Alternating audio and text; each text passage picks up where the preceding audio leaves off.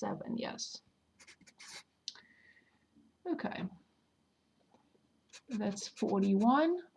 And f prime of x greater than 0 for x not equal to the second derivative greater than 0 for x less than 2, the second derivative less than 0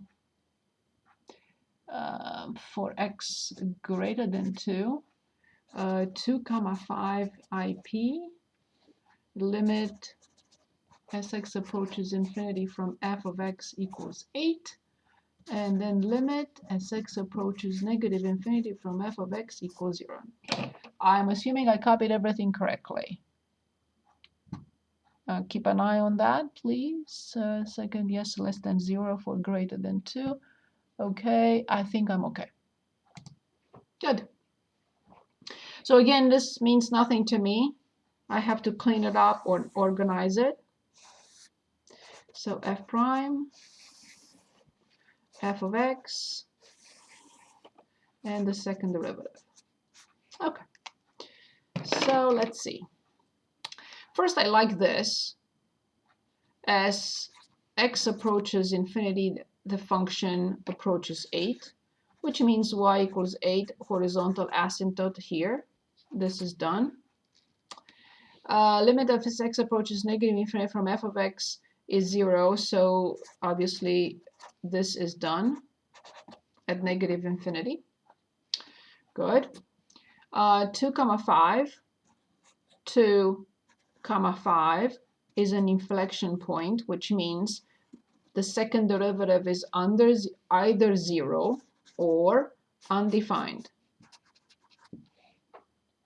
Okay, that's done.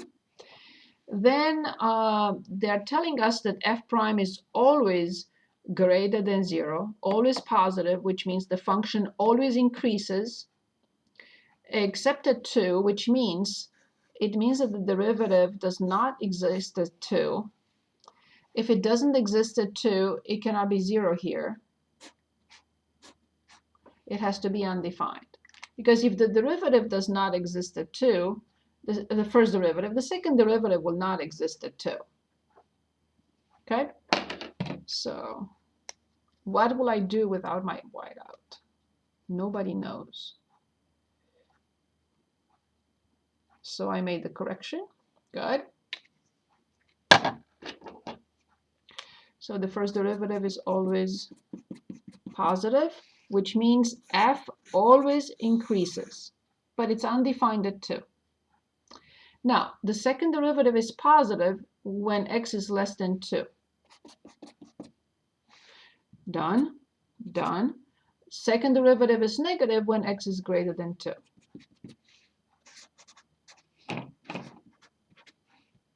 Done. So I organized all my information.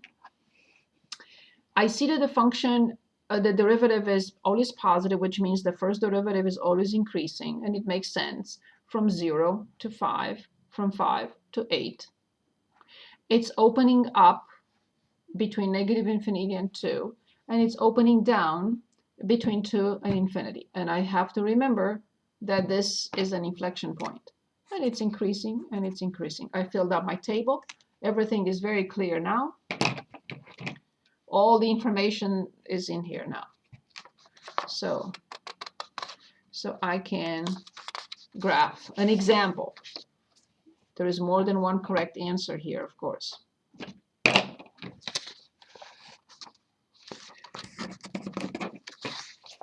Okay.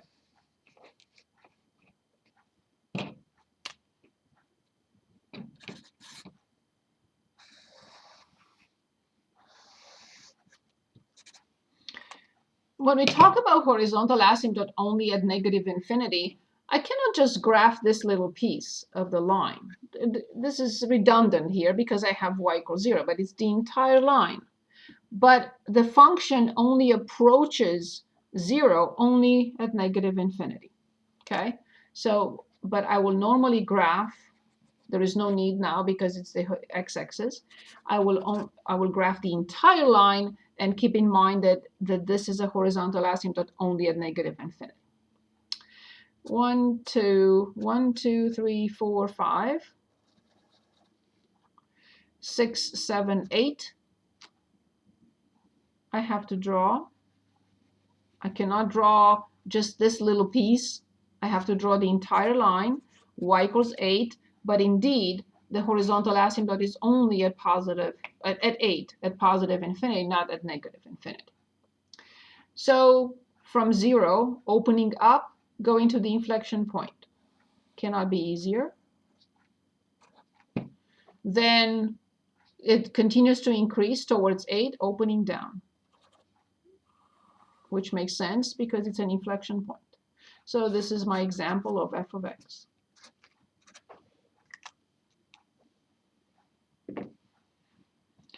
But again, this was possible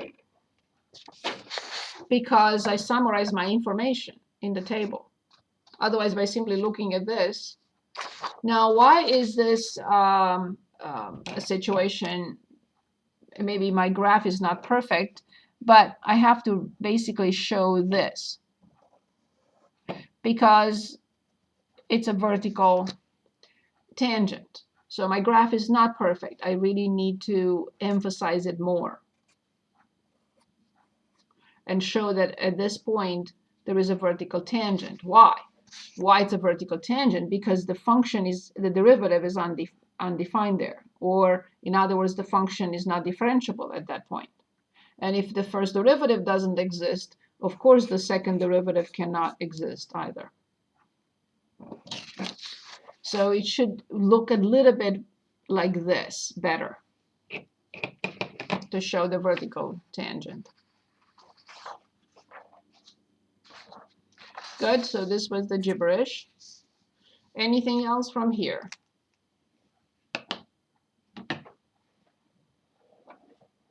I had a question for the last. Yes. So on the test, if we had something like this with a vertical tangent, do you want us to really emphasize the straight part of it?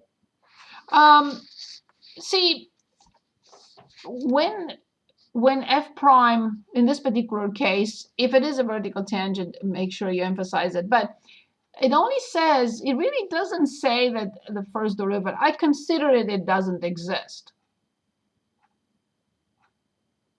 Right? Okay. So the first derivative is always positive except at 2. So I assumed that that's what that really meant, that the first derivative doesn't exist there. Because if it doesn't have a sign, so it's always positive, the function is always increasing, but the derivative doesn't exist, which means it has to be a vertical tangent.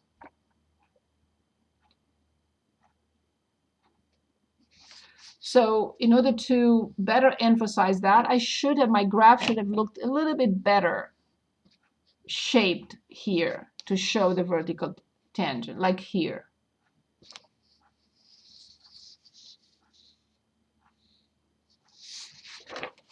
Good, very good question. Anything else? So what else is left here is the L'Hopital's rule. Rolle's theorem is the same like the mean value theorem. It's exactly the same, easier because it has 3 hypotheses. The idea is the same, but easier. So what we have left to discuss is if you'd like to graph anything, or if you'd like to discuss L'Hopital's rule again. L'Hopital's rule. Good. Any particular situation? Do you want to pick one, or let me open it? And that is in 4.4, I think. Let's take a look. Yes, 4.4. So we'll cross that off. And let's see what we want with L'Hopital's rule.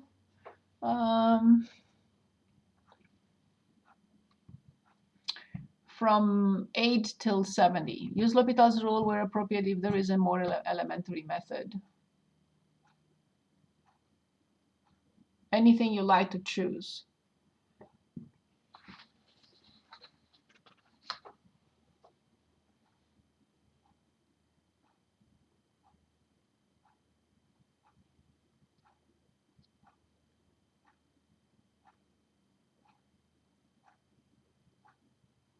Can we do number 23? Yes.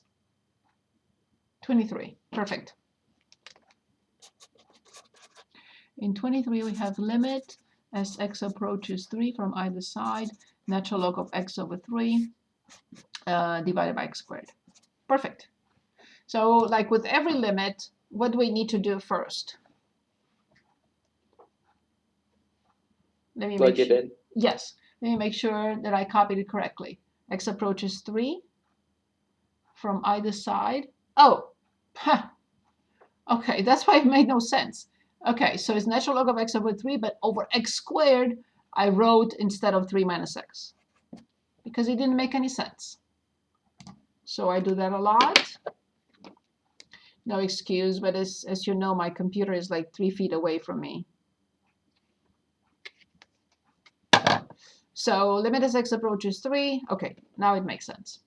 Yes, we have to plug it in. And 3 over 3 is 1. Natural log 1, we know it's 0. 3 minus 3 is 0. Nice. This is a nice problem. Why? Because I can apply L'Hopital's rule with no manipulations, no log, no nothing. Good. So let's do that. So limit as x approaches 3. The denominator is -1. The numerator is natural log prime is 1 over this. So I'm going to write it as 3 over x times the inner function prime, which is 1/3. So one more time, 1 over x over 3 times the inner function prime, which is 1/3. But I had to flip this as 3 over x times 1/3. I'll simplify.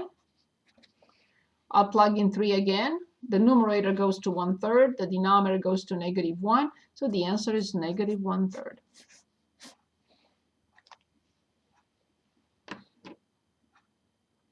Is that okay?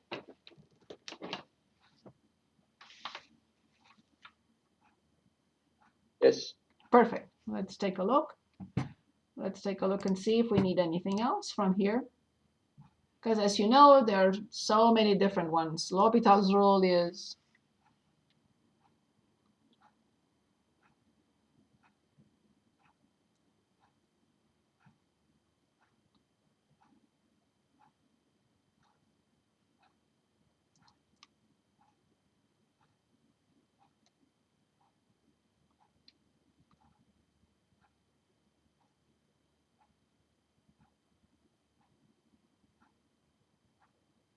How about number 40? 40, right? Yes. Perfect. We think alike. I was going to say just that. Limit as x approaches infinity. Don't let me copy from 2 different problems. I do that a lot. Okay, pi over 2 minus arctangent x. You know I don't like this notation. I mean, it's not that I don't like it. It can get confusing. Okay, good. So please remember the graph of this. This is very important. We graphed it many times. And let's graph it one more time.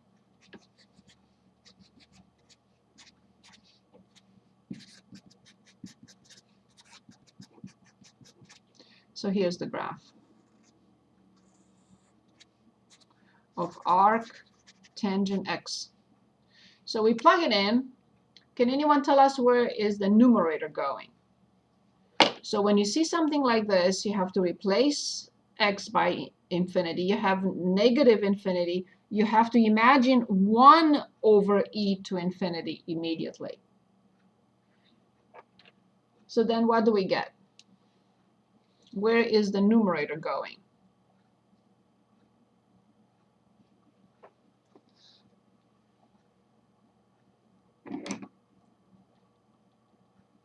Is it going to infinity? So, okay, so e to, I should not write this. This is not nice. It's not correct to write. We can talk about it, but I shouldn't write it. So e to negative infinity is 1 over e to infinity. This is huge. 1 over huge always approaches 0. Okay, perfect. What about the denominator? So I should I should erase this because I cannot really write that. Good. What about the denominator?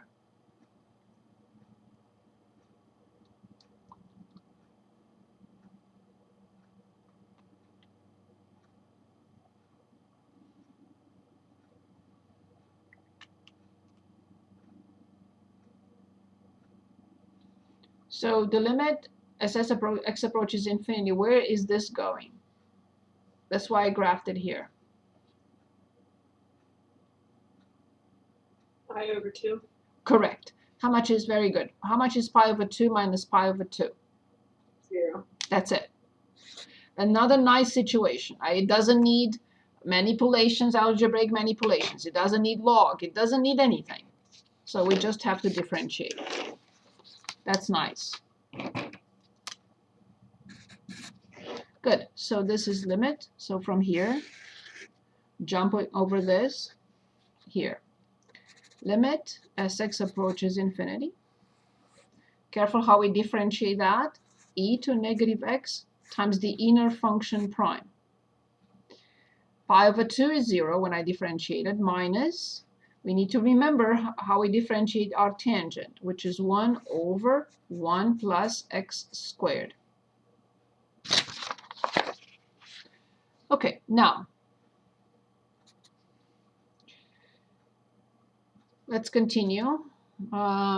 This negative with this negative will go away. I'm going to try to simplify it a little bit. So limit as x approaches infinity. E to negative x for a moment stays there, but I have to flip the denominator. So times 1 plus x squared. Now this approaches 0 and this approaches infinity. I don't like that. So I'm going to bring this to the denominator because it has a negative exponent anyway.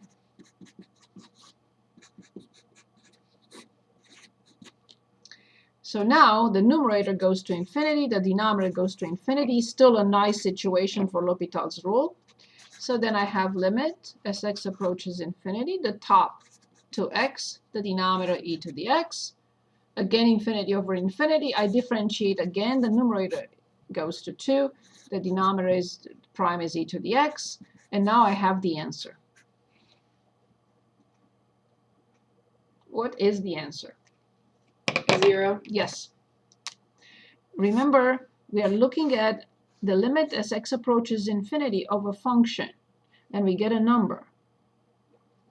I have to write, this is what we learned in this class, y equals 0 is a horizontal asymptote at infinity. Because this is not a rational function, it's a combo. If it were a simple rational function, I would have not said this. I would have said both ands. But this is at infinity only. Maybe at negative infinity, but I have to investigate it. I can draw a conclusion. Good, very good pick.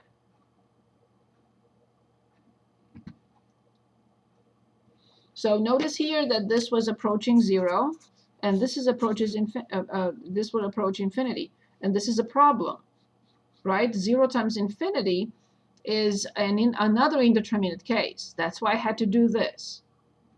E to negative x is 1 over e to the x. We can never conclude that 0 times infinity gives a 0. Sometimes it does, but not always. Good.